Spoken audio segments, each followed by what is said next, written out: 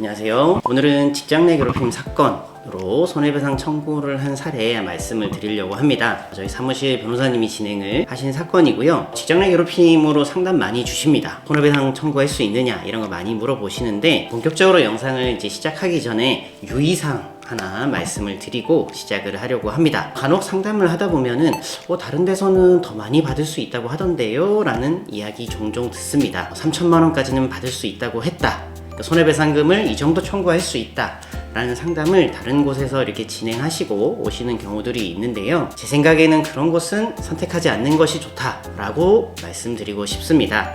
근거가 있냐 물어보실 것 같은데, 저도 판결문들 많이 찾아봤습니다. 직장 내 괴롭힘으로 이 손해배상금 인정되는 사례들, 여러분들도 요즘에 AI 통해서 많이 확인을 해보시면은 1,000만 원 이하로 대부분 인정됩니다. 근데 수천만 원 인정될 거라고 얘기하시면서 수임료를 많이 높이려는 그런 부분들이 있기 때문에, 제가 본격적인 영상 시작하기 전에 유의사항 먼저 이야기 드리고, 너무 금액을 높이고 수임료도 높이려고 한다라고 하면은 의심을 한번 해보시고 다른 곳에서도 상담을 꼭 받아보시면 좋겠다고 이야기 드리고 싶습니다.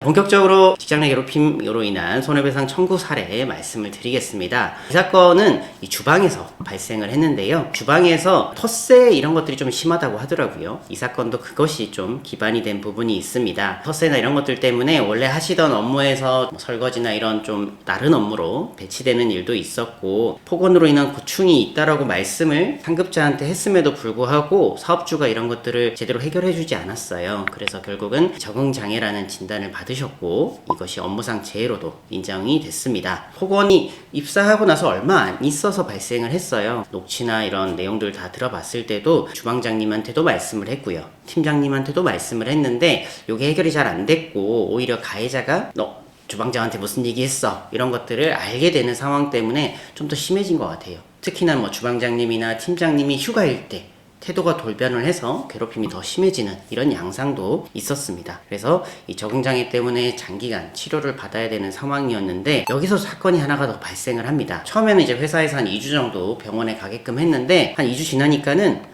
내용 증명이나 문자 이런 것도 계속 보내면서 출근해라 이렇게 여러 번 통보를 했던 거죠. 적응장애가 진단을 받으시게 되면은 보통은 한 3개월 정도, 근로복지공단에서는 한 6개월까지도 요양기간을 많이 인정을 하는데, 회사에서는 2주 만에 복귀해라, 너무 좀 심했죠. 그래서 이 내용 증명 보내면서 출근하라고 여러 번 반복을 했고, 그 이후에는 무단결근으로 해고를 했습니다. 제가 영상에서 몇 번 말씀드렸으니까 여러분들 아실 것 같은데, 요양 중에 해고했다, 정당할까요?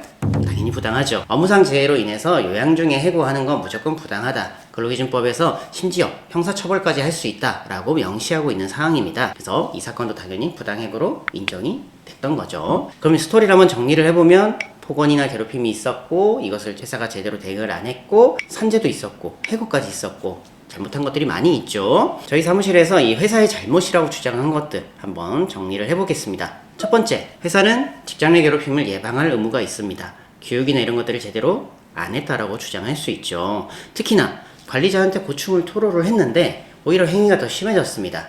관리자에 대한 교육도 잘못된 거죠. 괴롭힘에 대한 고충을 받았을 때는 어떻게 해결해라, 이런 교육이나 이런 것들을 상시적으로 진행을 해야 됨에도 불구하고 안 했던 이런 부분들이 첫 번째. 두 번째로는 아프다는 사람 출근하라고 하는 거, 이거 과연 정당하다고 할 수 있을까요? 병원에서는 쉬어야 되는 상태다 라고 진단서까지 써줬는데 회사는 이것을 무시를 했습니다. 내용 증명 보내면서 출근하라고 하는데 결국은 해고를 위한 증거 모으기라고 저는 생각이 들고, 그런 것들도 회사의 잘못이다 라고 주장을 했고, 마지막으로는 해고한 부분 당연히 잘못이죠. 부당해고에 대해서 위자료 청구가 안 된다, 어렵다, 이건 사실이긴 한데, 이번 사건은 좀 다르죠. 괴롭힘에 대해서 회사도 당연히 알고 있죠. 본사에서도 나왔으니까.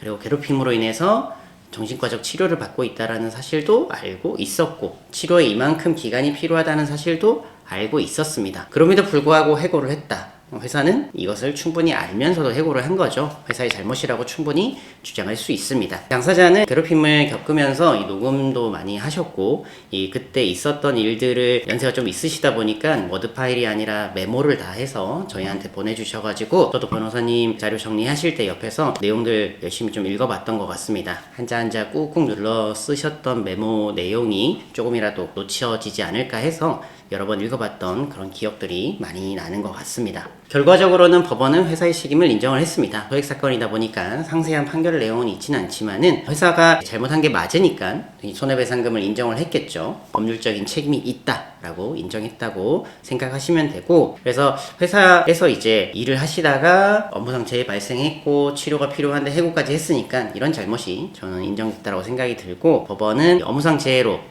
이제 산재가 처리가 돼서 병원비나 이런 것도 돌려받으셨는데 비급여나 이런 건 돌려받지 못하세요. 그래서 비급여에 대한 치료비 전액 인정을 했고요. 그리고 정신적인 피해에 대한 위자료 500만 원을 인정을 했습니다. 그래서 회사로부터 원고분은 이 판결금 그리고 불법행위가 있었던 시점으로부터 이자를 모두 다 받으신 상황인데요. 500만 원이라는 금액이 어떤 분은 보시기에는 역시 생각보다 작다라고 생각하실 수 있겠는데, 손해배상 청구 사건 같은 경우는 회사의 잘못, 법률적인 잘못을 인정하는 그런 내용이 담겨져 있습니다. 그래서 금액도 물론 중요하겠지만은 몇 년 동안 힘든 시간을 보냈던 이제 원고분에게는 회사 잘못이 맞습니다 라는 인정하는 내용이기 때문에 많이 위로가 됐다라고 말씀을 해주셔가지고, 저도 그런 부분에서 이 손해배상 청구 사건이 물론 금액을 많이 받으면 좋죠. 하지만은 이 회사의 잘못을 인정받는다라는 그 자체로서 또 의미가 있다고 좀 생각이 듭니다. 이 사건처럼 괴롭힘으로 고통을 받고 계신 분들, 괴롭힘 신고도 하고 손해배상 청구도 하고 싶은데 어디다 물어봐야 될지 많이 좀 막막하신 분들도 많이 있을 텐데요. 괴롭힘 신고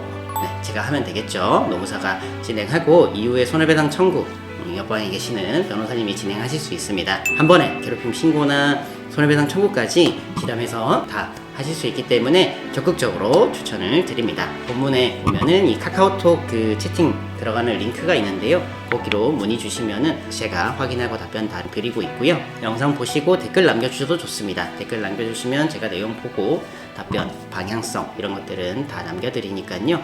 꼭 내용 보시고 궁금하신 거는 넘어가지 마시고 남겨주시면 좋을 것 같습니다. 영상 여러분들에게 도움이 되셨다면 구독도 좋고요. 좋아요도 꾹 눌러주시면 좋을 것 같습니다. 다음에도 유익한 영상으로 인사드리겠습니다. 감사합니다.